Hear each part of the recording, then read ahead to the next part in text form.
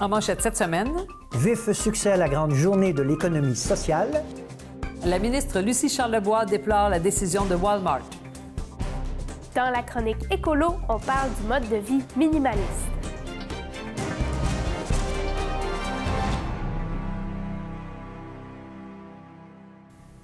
Bonjour et bienvenue à votre hebdo régional Vaudreuil-Soulanges. Bonjour Bertin, tu es avec nous cette semaine. Oui, Linda. Oui, Philippe Olivier est toujours en Europe, alors on te garde avec nous. Puis n'hésitez pas à m'appeler si vous avez encore besoin de moi. Parfait, merci. Débutons tout de suite. Vif succès durant la journée de l'économie sociale. Oui, le 28 mars dernier, à l'hôtel Plaza Valleyfield, le pôle d'économie sociale Vallée du Haut-Saint-Laurent a organisé la grande journée de l'économie sociale. Plusieurs dizaines de gestionnaires d'entreprises, d'intervenants locaux, de maires et de conseillers étaient présents afin de faire le point sur la situation de l'économie sociale dans la région.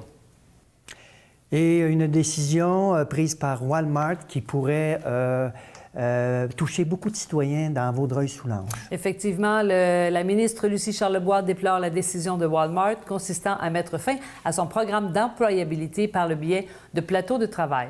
Alors que le Québec vit une rareté de main-d'œuvre, la ministre insiste sur le fait que l'on a besoin, plus que jamais, de reconnaître la contribution des personnes handicapées sur le marché du travail. Elle ajoute qu'il s'agit d'une responsabilité collective. Marie-Claude Nichols s'exprime sur le budget de Carlos Leitão. Le 28 mars dernier, à Vaudreuil-Dorion, la députée de Vaudreuil, Marie-Claude Nichols, s'est réjouie des nombreuses initiatives du plan économique de mars 2018 du gouvernement du Québec. En effet, ceux-ci misent sur des investissements additionnels de 16 milliards de dollars sur 5 ans. La députée souligne notamment la présence de l'hôpital de Vaudreuil-Soulanges dans le budget déposé. Elle se dit également satisfaite de constater que la reconstruction du pont de l'île aux Tourtes entre Vaudreuil et Senneville fait partie du plan. Et la CCIVS ouvre ses portes à ses membres et à la population. Oui, le 29 mars dernier, la Chambre de commerce et d'industrie de Vaudreuil-Soulanges a tenu un événement porte ouverte afin d'inaugurer ses nouveaux locaux. Elle est dorénavant située sur le boulevard de la Cité des Jeunes à Vaudreuil-Dorion. Plus d'une centaine de personnes étaient présentes à l'événement. Les agriculteurs de Vaudreuil-Soulanges misent sur le développement durable. Oui, le 26 mars dernier, la MRC de Vaudreuil-Soulanges a souligné l'engagement de plusieurs agriculteurs de la région qui, par leur participation au projet de rétention des sols agricoles, ont favorisé le développement durable de la région. La MRC souligne que ces projets s'inscrivent dans le cadre du plan de développement de la zone agricole, de la politique de l'arbre et des boisés et de la politique de gestion des cours d'eau. Le film La Baudette poursuit sa tournée. Oui, après Vaudreuil-Dorion, c'est à l'édifice Laurier-Léger situé à Lécoteau que C'est sur la télé a présenté son mini-documentaire La Baudette, une rivière m'a parlé, le 29 mars dernier. Cette production réalisée par le cinéaste André Desrochers a permis aux citoyens de vivre un véritable voyage au cœur de la région. La soirée s'est terminée avec un dialogue proposé par Julie Cyr, directrice générale du Conseil du bassin versant de la région de Vaudreuil-Soulanges. Rappel de la ville de Rigaud concernant les victimes des inondations. Au cours des 2 dernières semaines, les inspecteurs du Bureau de rétablissement inondations de la ville de Rigaud sont allés à la rencontre des citoyens touchés par les inondations printanières de 2017 et qui n'ont toujours pas ouvert de dossier à la ville de Rigaud ou avec le ministère de Sécurité publique. Ces derniers ont été avisés qu'ils avaient jusqu'au 30 avril prochain pour procéder à l'ouverture d'un dossier, sans quoi ils recevront une lettre de mise en demeure. Les nouvelles culturelles sont une présentation du Conseil des arts et de la culture de Vaudreuil-Soulanges. Bertin, les télévisions communautaires s'expriment dans une lettre ouverte.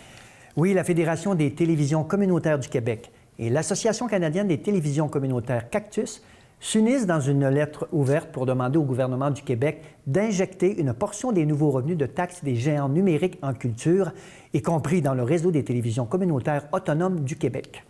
Mais moi, j'habite à Saint-Félicien. On en a une télé communautaire chez nous. Les gens la regardent beaucoup.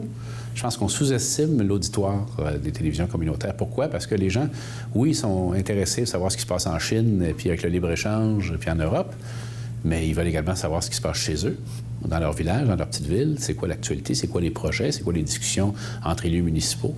Et la télévision communautaire, elle est là pour ça. Et elle fait très, très bien son travail. C'est sur la télé présentera des conférences sur la diversité culturelle. Oui, organisé par le Cégep Gérald Godin. C'est sur la télé a capté diverses conférences, dont l'une portant sur le programme de médiation culturelle Je suis par Michel Vallée, une conférence de la journaliste Kenza Penny qui traitait de la question du voile, puis Gilles Laporte, historien spécialiste de l'histoire du 19e siècle québécois.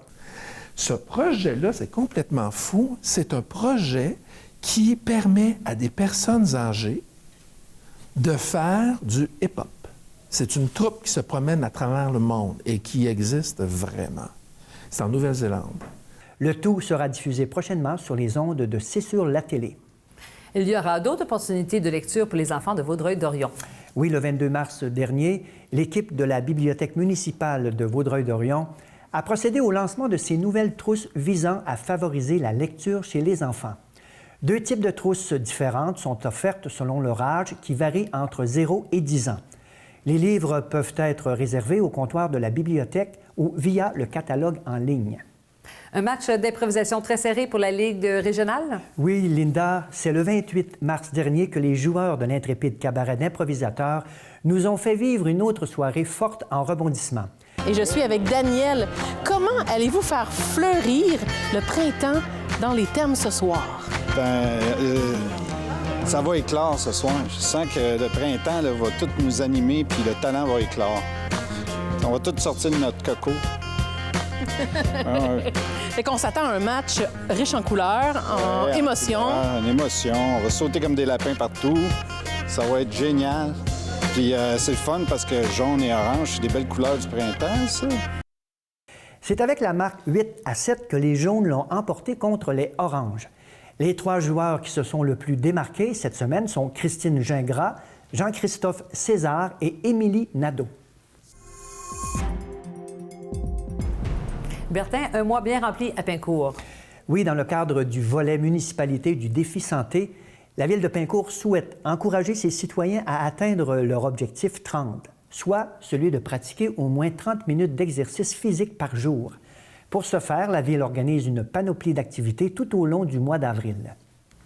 Bertin, on se concentre sur la conscience et l'harmonie à Notre-Dame de l'Île-Perrot. Oui, de mi-avril à mi-mai, des ateliers de communication consciente seront donnés au Chalet-Parc des Mésanges à Notre-Dame de l'Île-Perrot. Cette méthode de communication qui sera enseignée par la propriétaire du verger La Bonté et conférencière en communication consciente, Nathalie Gervais, sert à maintenir des relations de qualité et à les rendre harmoniques. Les citoyens de Vaudreuil-Soulanges sont invités à participer à l'opération Tout le monde compte. Le 24 avril prochain débutera la période de dénombrement des personnes en situation d'itinérance au Québec. La ministre responsable de la région de la Montérégie, Lucie Charlebois, invite les citoyens à s'inscrire comme bénévoles pour participer à cette opération qui servira à l'élaboration d'un 2e portrait de l'itinérance au Québec. Bonjour Léa. Bonjour. Aujourd'hui, dans ta chronique écolo, tu nous parles de minimaliste. Oui. Bien, en fait, vous avez voté sur Facebook, sur mon petit sondage, et vous avez choisi la chronique sur le minimalisme. Donc, c'est ce dont je viens de vous parler aujourd'hui. La première chose à savoir, c'est que le minimalisme et le mode de vie écolo ou zéro déchet, c'est pas tout à fait la même chose, mais il y a vraiment plusieurs endroits où ces 2 modes de vie-là viennent se rejoindre. Et bon, pour commencer, qu'est-ce que le minimalisme? Très bonne question. En fait, c'est un mode de vie qui consiste vraiment à se concentrer sur l'essentiel. Donc, ça va impliquer de réduire ou de désencombrer dans tous les aspects de notre vie. Dans mon temps, on appelait ça de la simplicité volontaire, là. Oui, mais je vous dirais que la simplicité volontaire puis le minimalisme, c'est des philosophies assez similaires. Oui. Hein? Donc, quand on parle de l'un, on parle aussi de l'autre. Ça se rejoint. C'est un mouvement plus jeune, mettons. Vie minimaliste. Okay. Puis, en fait, c'est ça, ça va impliquer de réduire dans tous les aspects de notre vie. Puis, c'est pas simplement matériel au niveau de la consommation, ça peut aussi être vraiment au niveau immatériel. Donc, de désencombrer notre temps ou de désencombrer notre gestion des priorités. Ah! Oui. Donc, c'est vraiment une philosophie en soi. OK. Et il existe d'ailleurs un mouvement qui s'appelle le Slow Life, qui est aussi très lié à la simplicité volontaire et qui consiste à prendre le temps de savourer chaque moment, de se concentrer sur le positif. Donc, on voit vraiment que c'est un mode de vie, en fait. OK. Et pour en revenir au minimalisme, ben, on pourrait dire, en résumé, que le but, c'est de vivre mieux avec moins. Et en fait, il y a plusieurs effets bénéfiques à ça. Donc, on va par exemple être beaucoup moins stressé parce que on passe moins de temps à faire du ménage parce qu'on a moins d'objets. On passe moins de temps au magasin, au centre commercial. On a moins peur de manquer de quelque chose. On a moins peur, on s'en fait moins pour l'argent. Donc, ça nous donne vraiment plus de temps pour se concentrer sur ce qui fait notre bonheur. C'est un processus de détachement matériel presque, là. Exactement, Ouais. exactement. Et ça, c'est pas facile, ça. Oui, non, c'est vraiment pas facile. Dans la société de consommation dans laquelle on vit, là. Oui, et pour aujourd'hui, en fait, j'avais vraiment envie de me concentrer sur un aspect du minimalisme qui permet aussi de concorder avec le mode de vie écolo.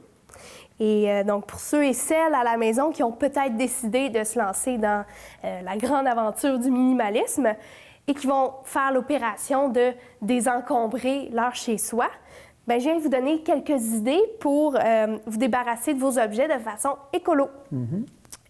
Puis d'abord, un petit mot sur les objets que vous allez garder. On dit souvent que le minimalisme, ça implique de garder vraiment ce qui fait notre joie, ce qui fait notre bonheur, ce qui est très bien. Mais j'ajouterais aussi de privilégier les objets qui sont durables, qui sont réutilisables, puis qui sont multitâches. Ça va être la petite touche écolo à ajouter. Oui. Mais on ne se débarrasse pas des objets qui sont utiles, là. Non, c'est ça. On se concentre vraiment sur ce qui est utile dans ce qui est utile et essentiel. Si j'ai une doudou sur mon sofa, je la garde. Ben, mais si j'en ai 3, je m'en débarrasse de 2. Bien là, c'est sûr que le minimalisme, c'est très personnel. Ouais. Donc, si dans ta vie, tu sens que tu as besoin peut-être des 3 doudous, je veux dire, il n'y a pas de règle fixe. Ouais. Donc, le but, c'est vraiment d'essayer de garder l'essentiel, mais parfois, en tant que personne, il va y avoir des objets que tu vas vouloir garder un petit peu plus parce que au niveau sentimental, ça t'apporte plus. OK. Mais bon, pour en revenir au minimalisme, un des principes du désencombrement, c'est que moins on a à jeter, moins on jette. Donc, lorsqu'on va commencer vraiment la démarche, on a plusieurs objets dont on va vouloir se débarrasser, mais sans nécessairement savoir quoi faire avec. Donc, je viens vous donner quelques petites idées à ce sujet.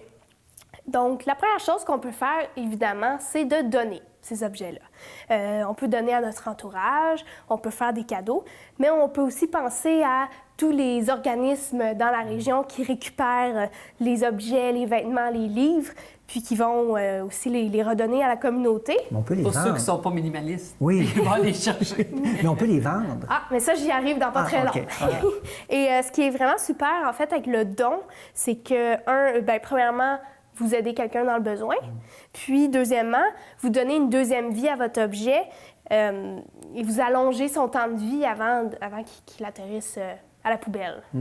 Donc, du point de vue écolo, c'est un 2 pour 1. Ensuite, vous pouvez échanger vos objets, donc faire du troc, pourquoi pas.